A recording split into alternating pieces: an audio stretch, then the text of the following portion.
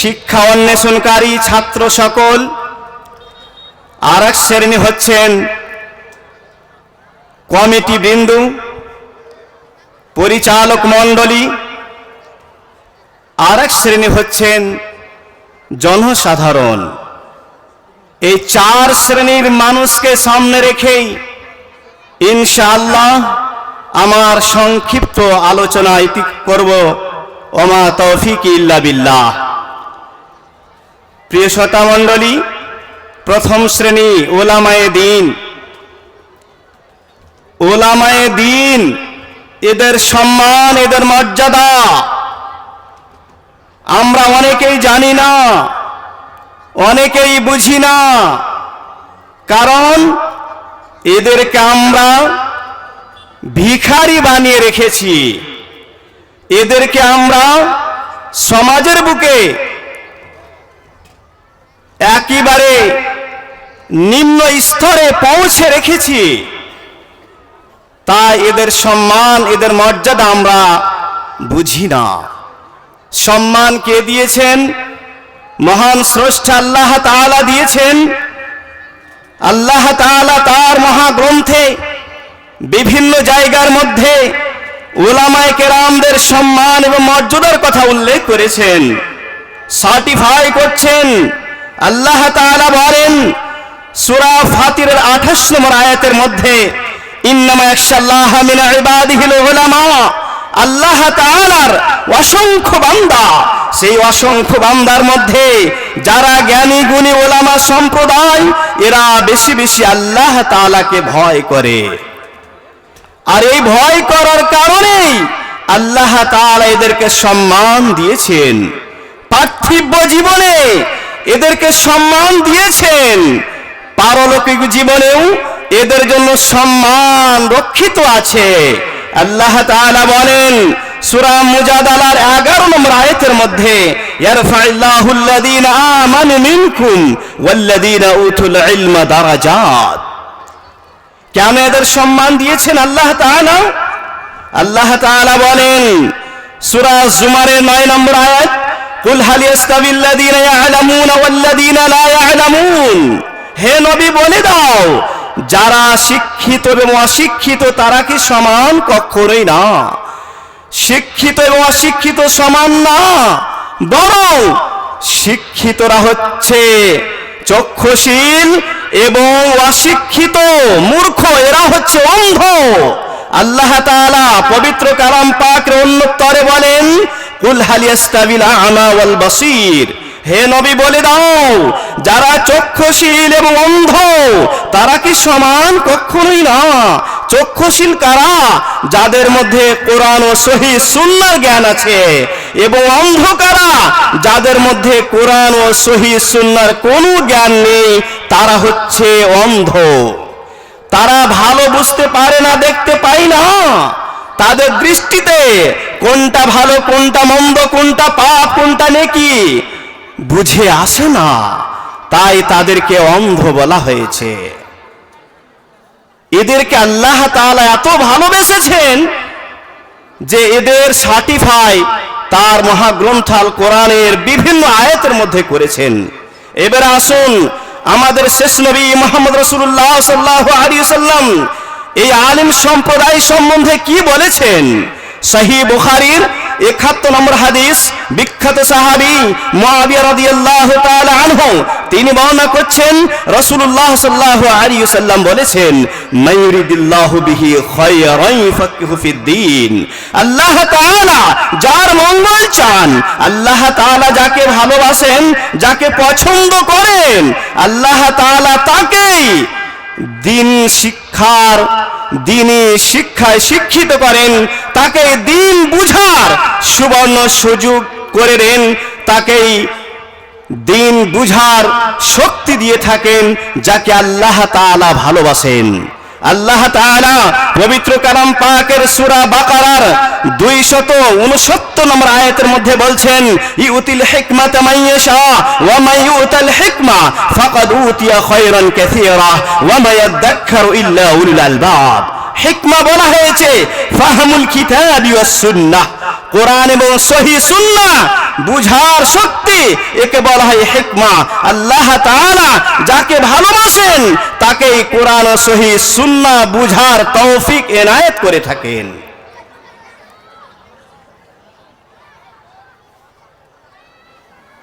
আল্লাহ তাআলা যাকে ভালোবাসেন তাকেই কোরআনে শিক্ষা দিয়ে থাকেন। সহিহ বুখারীর 5027 নম্বর হাদিস, বিখ্যাত সাহাবী উসমান বিন আফফান রাদিয়াল্লাহু তাআলা আনহু থেকে বর্ণিত। তিনি বলেন, রাসূলুল্লাহ সাল্লাল্লাহু আলাইহি ওয়াসাল্লাম বলেছেন, খায়রুকুম মান তাআল্লামাল কুরআন ওয়া আল্লামা, তোমাদের মধ্যে সবথেকে উত্তম ব্যক্তি, সারা বিশ্বের সেরা ব্যক্তি, আল্লাহ তাআলার নিকটে পছন্দনীয় ব্যক্তি যে নিজে কোরআন পাঠ করে এবং অপরকে কোরআনের শিক্ষা দেয়। আলিম সম্প্রদায় এদের সম্মান, এদের মর্যাদা রাসূলুল্লাহ সাল্লাল্লাহু আলাইহি ওয়াসাল্লাম করেছেন। অন্য হাদিসের মধ্যে বলেন, নাদ্দারাল্লাহু ইমরান সামিআ মিন্না শাইআন ফাবাল্লাগাহু কামা সামিআহু। আল্লাহ তাআলা ওই ব্যক্তিকে সবল সতেজ করেন, আল্লাহ তাআলা ওই ব্যক্তিকে সবল সতেজ করেন যে ব্যক্তি আমার পক্ষ থেকে কোনো কথা শুনলো, আবার হুবহু যেইভাবে শুনলো সেইভাবে অপরের নিকটে পৌঁছে দিল। রাসূলুল্লাহ সাল্লাল্লাহু আলাইহি সাল্লাম এই ব্যক্তির জন্য দোয়া করেছেন। আর অনেক হাদিস আছে যেখানে আলেম ওলামা এদের সম্মানের কথা বলা হয়েছে। হাসান বসরি রাহিমাহুল্লাহ তিনি বলেন, লাউলাল উলামা লাসারান নাসু কাল বাহাইম। হে বিশ্বের মানুষ, তোমরা শুনে নাও, যদি ওলামায়ে কেরাম পৃথিবীর বুকে অবশিষ্ট না থাকতেন, যদি ওলামায়ে কেরাম পৃথিবীর বুকে না থাকতেন, লাসারান নাসু কাল বাহাইম, সারা পৃথিবীর মানুষ চতুষ্পদ জন্তুর মতো হয়ে যেত। কারণ এদের গাইড করার জন্য কেউ থাকতেন না, এদের পথ প্রদর্শক হিসেবে কেউ থাকতেন না, এদেরকে সুপথের দিকে আহ্বানকারী হিসেবে কেউ থাকতেন না। যখন কেউ থাকবেন না তখন সাধারণ মানুষ কি হতেন? এরা পশুর মতো হয়ে যেত। ওলামায়ে কেরামদের কত সম্মান, কত মর্যাদা। আলী রাদিয়াল্লাহু তাআলা আনহু তিনি বলছেন, রাদিনা কিসমাতাল জব্বার ফিনা, রাদিনা কিসমাতাল জব্বার ফিনা, লানা ইলমুন ওয়ালিল জুহালি মালু, ফাইনাল মাল ইয়াফনা আন করিবিন ওয়া ইন্নাল ইলমা বাকিন লা ইয়াজাল। আল্লাহ তাআলার পক্ষ থেকে যে আমাদের জন্য বন্টন, এতে আমরা আনন্দিত, খুশি। লানা ইলমুন, আমাদের জন্যই তো দ্বীনি শিক্ষা, কোরআন ও হাদিসের শিক্ষা। ওয়ালিল জুহালি মালু, আর মূর্খদের জন্য, অশিক্ষিতদের জন্য ধন সম্পদ। ফাইনাল মাল ইয়াফনা আন করিবিন, জেনে রাখো, শুনে রাখো, ধন সম্পদ, টাকা পয়সা, জমি জায়গা, অট্টালিকা, মালধন অচিরেই ধ্বংস হয়ে যাবে, কিন্তু শিক্ষা কখনোই ধ্বংস হবে না। শিক্ষা কখনোই ধ্বংস হবে না। শিক্ষাকে যত বেশি ব্যয় করবে তত বৃদ্ধি পাবে, শিক্ষা কখনোই ধ্বংস হবে না। প্রিয় শ্রোতা মণ্ডলী, আমার বক্তব্যের প্রথম অংশ আমি অতি সংক্ষেপে আলোচনা করছি। আমার বক্তব্য বা আলোচনার প্রথম অংশ আমি এখান থেকেই শেষ করলাম। এবার আসুন, আমার বক্তব্যের দ্বিতীয় অংশ হচ্ছে তলাবাতুল ইলম, ছাত্র সকল। ছাত্র সকল এরা কারা? এদেরকে আমরা এখনো চিনতে পারিনি। এদের সম্বন্ধে রাসূলুল্লাহ সাল্লাল্লাহু আলাইহি সাল্লাম বলছেন, মান সালাকা তরিকান ইয়ালতামিসু ফীহি ইলমা সাহহালাল্লাহু লাহু বিহি তরিকান ইলাল জান্নাহ। যে ব্যক্তি শিক্ষা অন্বেষণে বাড়ি থেকে বেরিয়ে গেল, আল্লাহ তাআলা তার জন্য জান্নাতের পথকে সহজ করে দিবেন, সুগম করে দিবেন। যে ব্যক্তি বাড়ি থেকে শিক্ষা নেওয়ার জন্য বেরিয়ে যায়, আল্লাহ তাআলা তার জন্য জান্নাতের পথকে সহজ করে দিন। কাদের জন্য করেন? এই ছাত্র সকলের জন্য করেন। এই ছাত্র সকল এরা একমাত্র অভিশপ্ত নয়, আলেম ওলামা অভিশপ্ত নয়, আল্লাহ তাআলার স্মরণ জিকির আজকার অভিশপ্ত নয়, কোরআনের তেলাওয়াত অভিশপ্ত নয়, হাদিসের শিক্ষা অভিশপ্ত নয়, তাফসীরের শিক্ষা অভিশপ্ত নয়, আকীদার শিক্ষা অভিশপ্ত নয়। এই সমস্ত শিক্ষা ছাড়া পৃথিবীর বুকে যা আছে সম্পূর্ণটাই অভিশপ্ত।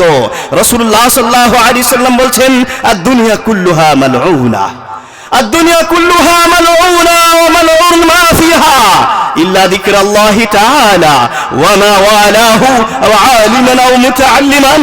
সারা বিশ্ব, সারা পৃথিবীটাই হচ্ছে অভিশপ্ত, এবং সারা পৃথিবী, সারা বিশ্বে যাহা কিছু আছে সম্পূর্ণটাই অভিশপ্ত। তবে আল্লাহ তাআলার জিকির, আজকার, আল্লাহ তাআলার আনুগত্য, অনুসরণ, অনুকরণ, কোরআন ও সুন্নাহ এবং শরিয়ার সমস্ত বিধান এবং আলিম সম্প্রদায় ও ছাত্র সকল, এরা ছাড়া পৃথিবীর বুকে যা আছে সম্পূর্ণটাই হচ্ছে অভিশপ্ত। ছাত্রদের এবং শিক্ষার্থী, স্টুডেন্ট, তালাবাতুল ইলম, এদের ফজিলত, এদের সম্মান সম্বন্ধে আর অনেক আয়াত আছে, আমি সেই দিকে যাচ্ছি না। আমি দুটো হাদিস পাঠ করলাম এবং আয়াত পাঠ করিনি। এখান থেকে আমার এই দ্বিতীয় অংশ বক্তব্য সেটাও শেষ করলাম। এবারে আসুন আমার বক্তব্যের তৃতীয় অংশ, সেটা হচ্ছে মাদ্রাসা বা প্রতিষ্ঠানের যারা পরিচালক মণ্ডলী, দায়িত্বশীল, তাদের সম্বন্ধে বলবো। আপনারা অবশ্যই দায়িত্ব গ্রহণ করেছেন, এই দায়িত্ব আল্লাহ তাআলা পক্ষ থেকে পেয়েছেন। দায়িত্ব পাওয়ার পরে কখনোই খেয়ানত করবেন না। যদি খেয়ানত করেন, দায়িত্ব সম্বন্ধে কিয়ামতের দিবসে আল্লাহ তাআলার নিকটে জবাবদিহি করতে হবে, জবাবদিহি করতে হবে। আপনি দায়িত্ব পেয়েছেন মানে, দায়িত্ব পেয়েছেন মানে নিজেকে 100 ভাবেন, নিজেকে কি ভেবেছেন? হিটলার ভাবেন। আপনি যা ইচ্ছা তা করবেন, জনসাধারণের টাকা পয়সা মালধন নিয়ে ইচ্ছা মতো ব্যয় করবেন। আপনি আলেম ওলামাদের সঙ্গে, শিক্ষকদের সঙ্গে, মুআল্লিমিন ও মুআল্লিমাত, এদের সঙ্গে সৎ ব্যবহার করবেন না। তাদেরকে চাকর এবং তাদেরকে আপনার নেতৃত্বে যেহেতু তারা আছে, তাই তাদেরকে চাকর মনে করে তাদের সম্মান করবেন না। আপনি নিজে চেয়ারে বসে থাকবেন আর ওই শিক্ষক শিক্ষিকা আর ছাত্রদেরকে দিয়ে এলাকাতে গ্রামে গ্রামে কালেকশন করাবেন, আর আপনি মজা করে থাকবেন, সিটটা দখল করে থাকবেন। আপনি দায়িত্ব নিয়েছেন, আল্লাহ তাআলা আপনাকে দায়িত্ব দিয়েছেন, আপনি সঠিকভাবে দায়িত্ব পালন করবেন, সতর্ক থাকবেন। জনসাধারণের অর্থে আপনি কখনোই খেয়ানত করবেন না। দায়িত্ব পেয়েছেন, আল্লাহ তাআলা আপনাকে পছন্দ করেছেন বলে দায়িত্ব দিয়েছেন।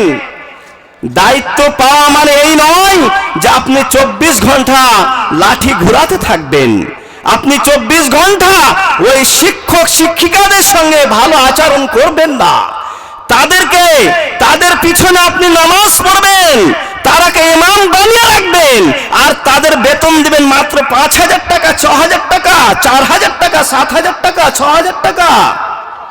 আর আপনি লাখ লাখ টাকা ব্যয় করবেন, বিএমডব্লিউতে আপনি ঘোরাফেরা করবেন, আর তাদেরকে বেতন দিবেন ওইভাবে, আর আপনি তাদেরকে ফকির বানিয়ে রাখবেন। আপনাকে, জনসাধারণকে বলছি, লজ্জা থাকা দরকার। যে ইমামের পিছনে আমরা নামাজ পড়ি, যে ইমামকে আমাদের প্রতিনিধি হিসাবে দায়িত্ববাদ দিয়ে রেখেছি, সেই ইমামের পিছনে আমরা কিভাবে নামাজ পড়ি? আমাদের নামাজে খুশি খুঁজো আসবে, শান্তি আসবে, তৃপ্তি পাবো। যে ইমামের বেতন 5,000 টাকা দিয়ে রেখেছেন, সে ইমাম যখন নামাজ পড়াবেন তখন ভাববেন, তাই তো আমার এই টাকাতে সংসার চলে না, কোন রকম ভাবে ডিউটিটা পালন করে কোথায় গিয়ে ইনকাম করতে পারবো। নামাজটা সঠিকভাবে উনি পড়াবেন না। সূরা পাঠ করতে গিয়ে ভুল করবেন, দুয়াতে ভুল করবেন, রুকু সাজদা ঠিকঠাক হবে না, একগ্রতা হবে না, ইখলাসের সহিত সে নিজেও জীবন যাপন করতে পারবে না।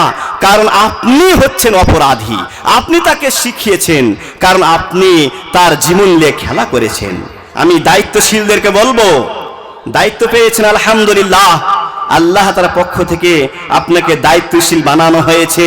সেই দায়িত্বে আপনি সদা সর্বদা আমানতের খেয়ানত, এটা খেয়াল রাখবেন, কখনোই করবেন না। এবার আসুন আমার বক্তব্যের শেষ অংশ, সেটা হচ্ছে জনসাধারণের উদ্দেশ্যে বলবো, আপনারা কখনোই ভাববেন না যে আল মাহাদুল ইসলামী থেকে, সেখান থেকে শিক্ষকেরা ছাত্ররা আমাদের বাড়ি আসবে ঝোলা নিয়ে, আমরা তাদেরকে ভিক্ষা দেব। এটা কখনো এই ধরনের মানসিকতা রাখবেন না। জাকাতের টাকা উঠেছে, জাকাতের ধন সম্পদ উঠেছে, ওসুর উঠেছে, আপনার দান করার ইচ্ছা জেগেছে, বাড়ি থেকে মাদ্রাসাতে প্রতিষ্ঠানে আপনি রেখে আসুন, দিয়ে আসুন, নিজ হাতে দান করে আসুন এবং প্রতিষ্ঠানে গিয়ে খোঁজ খবর নিন। কখনোই আলেম ওলামার অসম্মান করবেন না, ছাত্রদের অসম্মান করবেন না। আমাদের এলাকাতে, আমাদের পশ্চিম বাংলাতে এমন কিছু নিজামী মাদ্রাসা আছে, যেই সমস্ত মাদ্রাসাগুলোতে জালসার নাম দিয়ে বাৎসরিক জালসা হয়, 1 মাস পূর্বেই মাদ্রাসা ছুটি দিয়ে দেওয়া হয় এবং জালসা উপলক্ষে দাঁড়ে দাঁড়ে আলেম ওলামা এবং তালাবাতুল ইলম এরা গিয়ে ভিক্ষা করে, চাঁদা কালেকশন করে, চাল কালেকশন করে, টাকা কালেকশন করে। এদের পড়ালেখা কোথায় চলে যায় আপনারা কখনোই খেয়াল রাখেন না, এটা কখনোই করবেন না। সিজনে, ধানের সিজনে, গমের সিজনে, অন্য অন্য সিজনে ফালতু ছুটি দিয়ে দেওয়া হয় মাদ্রাসাগুলো। কেন ছুটি দেওয়া হয়? সারা বছরে প্রতি সপ্তাহে ছুটি থাকে, ঈদ বকরিদের ছুটি থাকে, রমাজানের ছুটি থাকে, বিভিন্ন উপলক্ষে ছুটি থাকে, তারপরে ছুটির শেষ নাই।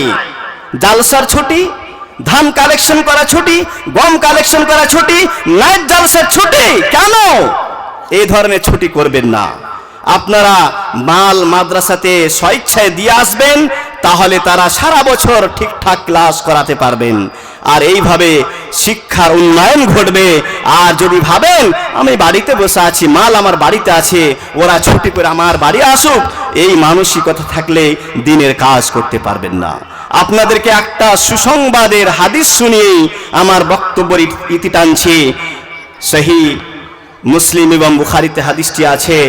রাসূলুল্লাহ সাল্লাল্লাহু আলাইহি সাল্লাম বলছেন, মান জাহাজা গাজিয়ান ফাকাদ গাজা, মান জাহাজা গাজিয়ান ফি সাবিলিল্লাহি ফাকাদ গাজা, ওয়া মান খালাফাহু ফি আহলিহি ফাকাদ গাজা। সুন্দর হাদিস, অর্থ শুনুন। রাসূলুল্লাহ সাল্লাল্লাহু আলাইহি সাল্লাম বলছেন, যে ব্যক্তি আল্লাহ তাআলার পথে সংগ্রামকারী মুজাহিদ এর সরঞ্জাম রেডি করে দিল, সরঞ্জামের ব্যবস্থা করে দিল, মালধনের ব্যবস্থা করে দিল, যেই মালধন দিয়ে, অর্থ দিয়ে, সওয়ারি দিয়ে সে আল্লাহ তাআলার পথে জিহাদ করে, সংগ্রাম করে। আপনি নিজে জিহাদে অংশগ্রহণ করছেন না, আপনি শুধু মাল দিচ্ছেন। রাসূলুল্লাহ সাল্লাল্লাহু আলাইহি সাল্লাম বলছেন, যে ব্যক্তি মাল দিল ওই মুজাহিদকে, মুজাহিদ জিহাদ করে আল্লাহ তাআলার পথে সংগ্রাম করে যতটা নেকি পেল, এই ব্যক্তি তার সাহায্য সহযোগিতা করেছিল বলেই ততটা নেকি পেল। পড়ুন সুবহানাল্লাহ। তারপরে কি বলছেন? ওয়ামান খালাফাহু ফি আহলিহি ফাকাদ গাজা। এমনকি মুজাহিদ বাড়ি থেকে বেরিয়ে গেছেন, আল্লাহ তাআলার পথে জিহাদ করছেন, তার পরিবারকে দেখাশোনার জন্য কেউ নেই, আপনি তার পরিবারের খোঁজ রাখছেন, দেখাশোনা করছেন। ওই মুজাহিদ আল্লাহ তাআলার পথে জিহাদ করে, দ্বীনের খাতিরে জিহাদ করে যতটা নেকি পাবে, আপনি তার পরিবারের দেখাশোনা করছেন বলেই ততটা নেকি পাবেন। পড়ুন সুবহানাল্লাহ। আপনি চান না যে আপনার অর্থ দিয়ে আল মাহাদ আল ইসলামী প্রতিষ্ঠানে একটা শিক্ষক তৈরি হোক, একটা আদর্শবান ছাত্র তৈরি হোক। ওই ছাত্র শিক্ষক যখন কোরআন পাঠ করবে, সেই কোরআন পাঠ করে প্রতিটি অক্ষরের বিনিময়ে 10টি করে নেকি পাবে। সে শিক্ষা অর্জন করে তারপরে কোরআন পাঠ করে 10টি করে নেকি পাবে। আপনি তাকে অর্থ দিয়ে তার সাহায্য সহযোগিতা করেছেন, তার জন্য ঘর নির্মাণ করে দিয়েছেন, তাকে খাবার দিয়েছেন, তার জন্য বই পুস্তকের ব্যবস্থা করে দিয়েছেন, তার জন্য জলের ব্যবস্থা করে দিয়েছেন, তার জন্য ইউনিফর্মের ব্যবস্থা করে দিয়েছেন, পোশাকের ব্যবস্থা করে দিয়েছেন, তার জন্য কোরআন কিনে দিয়েছেন, তাফসীর কিনে দিয়েছেন। সে কোরআন পাঠ করে যতটা নেকি পাবে, আপনি তার ব্যবস্থা করেছিলেন বলেই ততটা নেকি পাবেন। এই কাজটা করবেন না? করবেন না? আমার ভাষা বুঝতে পাচ্ছেন না? আপনাদের এক একটা টাকার বিনিময়ে যদি একটা ছাত্র তৈরি হয়ে যায়, সে জীবনে আমল করে যতটা নেকি পাবে, তাকে তৈরি করেছিলেন বলেই ততটা নেকি পাবেন। তাহলে আল মাহাদ আল ইসলামী এই ধরনের প্রতিষ্ঠানকে টিকিয়ে রাখতে হবে কি হবে না? কথায় বলেন না, বাংলা ভাষা বুঝেন না? প্রতিষ্ঠানকে টিকিয়ে রাখতে হবে কি হবে না? বলুন, হবে? ওলামাদের পাশে থাকবেন কি থাকবেন না? তালাবাতুল ইলম এদের সাহায্য সহযোগিতা করবেন কি করবেন না? মাদ্রাসার বিপক্ষে থাকবেন কি থাকবেন না? মাদ্রাসার বিরোধিতা করবেন? যারা মাদ্রাসার পরিচালক মণ্ডলী তাদের শত্রু হবেন, তাদের পথের কাঁটা হয়ে দাঁড়াবেন? যদি কেউ করেন, তাহলে শুনুন আল্লাহ তাআলা কি বলছেন, সতর্কবাণী আল্লাহ তাআলার, ওয়া তাআওয়ানু আলাল বিররি ওয়াত তাকওয়া ওয়া লা তাআওয়ানু আলাল ইসমি ওয়াল উদওয়ান ওয়াত্তাকুল্লাহ ইন্নাল্লাহা শাদীদুল ইকাব। আল্লাহ তাআলা বলছেন, ওয়া তাআওয়ানু আলাল বিররি ওয়াত তাকওয়া, নেকির কাজে এবং সংযমশীলতার কাজে এক অপরের সাহায্য সহযোগিতা করো। ওয়া লা তাআওয়ানু আলাল ইসমি ওয়াল উদওয়ান, পাপের কাজে, শত্রুতার কাজে, ইসলাম বিরোধী কাজে, শরীয়ত বিরোধী কাজে, আপত্তিকর কাজে, পাপের কাজে, নোংরা কাজে, সমাজ বিরোধী কাজে এক অপরের সাহায্য সহযোগিতা করবে না। ওয়াত্তাকুল্লাহ, আল্লাহকে ভয় করো, ইন্নাল্লাহা শাদীদুল ইকাব। জেনে রাখো, নিশ্চয়ই আল্লাহ তাআলা কঠোর শাস্তিদাতা। মানে তুমি যদি পাপের কাজে সহযোগিতা করো, তুমি যদি অন্যায় কাজে সহযোগিতা করো, তুমি যদি মাদ্রাসা বন্ধ করতে যাও, তুমি যদি মসজিদ বন্ধ করতে যাও, তুমি যদি আলেম ওলামাদের বিরোধিতা করো, তুমি যদি দ্বীনের শত্রু হয়ে থাকো, তাহলে শুনো, ইন্নাল্লাহা শাদীদুল ইকাব, আল্লাহ হচ্ছেন কঠোর শাস্তিদাতা। আল্লাহ তাআলা তোমাকে পার্থিব জীবনে শাস্তি দিবেন এবং আলামে বারজাখে শাস্তি তোমার জন্য অপেক্ষা করছে। আর কিয়ামতের পরে ফায়সালা যখন হবে, কিয়ামতের দিবসে সেই জাহান্নাম তোমার জন্য অপেক্ষা করছে। তুমি বিরোধিতা করবে? কখনোই করবে না। আল্লাহ তাআলা সতর্ক করে দিলেন। প্রিয় শ্রোতা মণ্ডলী, আপনাদের সম্মুখে চার শ্রেণীর ব্যক্তিকে নিয়ে আমি আলোচনা করলাম। আবার সংক্ষিপ্তভাবে বলে দিই। এক শ্রেণী হচ্ছেন ওলামায়ে কেরাম, আর এক শ্রেণী হচ্ছেন তালাবাতুল ইলম, ছাত্র সকল, আর এক শ্রেণী হচ্ছেন কমিটি বৃন্দ, প্রতিষ্ঠানের পরিচালক মণ্ডলী, এবং আর এক শ্রেণী হচ্ছেন জনসাধারণ, আপনারা। এই চার শ্রেণীর মানুষ যদি এক অপরের সাহায্য সহযোগিতা করেন, তবেই প্রতিষ্ঠান টিকে থাকবে। প্রতিষ্ঠান যুগ যুগ ধরে সমাজের মানুষকে আলো দিতে থাকবে, উন্নয়ন হবে এবং পথহারা, দিশাহারা মানুষেরা সেখান থেকে সঠিক দিশা পাবে, পথ পাবে। আর এই চার শ্রেণীর মধ্যে এক শ্রেণী যদি কোনো গণ্ডগোল থাকে, তাহলে প্রতিষ্ঠান খান খান হয়ে যাবে, ধ্বংস হয়ে যাবে, নষ্ট হয়ে যাবে, আর প্রতিষ্ঠান টিকিয়ে রাখা যাবে না। পরিশেষে আল্লাহ তাআলার কাছে প্রার্থনা করি, দোয়া করি, হে রব্বুল আলামিন, তুমি আল মাআহাদ আল ইসলামী কাশিমনগর, আল মাআহাদ আল ইসলামী যার সূচনা হতে চলেছে, যার ভিত্তি স্থাপন হতে চলেছে, হে রব্বুল আলামিন, উক্ত প্রতিষ্ঠানকে তুমি গ্রহণ করে নাও, আমিন। হে রব্বুল আলামিন, আজকে যারা উক্ত সভায় উপস্থিত হয়েছেন, অনেকে অনেক লক্ষ্য উদ্দেশ্য নিয়ে, সংকল্প ও নিয়াত নিয়ে উপস্থিত হয়েছেন। সকলের সংকল্প, নিয়াত এবং উদ্দেশ্যকে তুমি গ্রহণ করে নাও, আমিন। হে রব্বুল আলামিন, উক্ত প্রতিষ্ঠানের উন্নতির জন্য যারা অর্থ দান করেছেন, সকলের অর্থকে তুমি গ্রহণ করে নাও, কবুল করে নাও, আমিন। ওয়া আখিরু দাওয়ানা আনিল হামদুলিল্লাহি রাব্বিল আলামিন। আসসালামু আলাইকুম ওয়া রাহমাতুল্লাহি ওয়া বারাকাতুহু।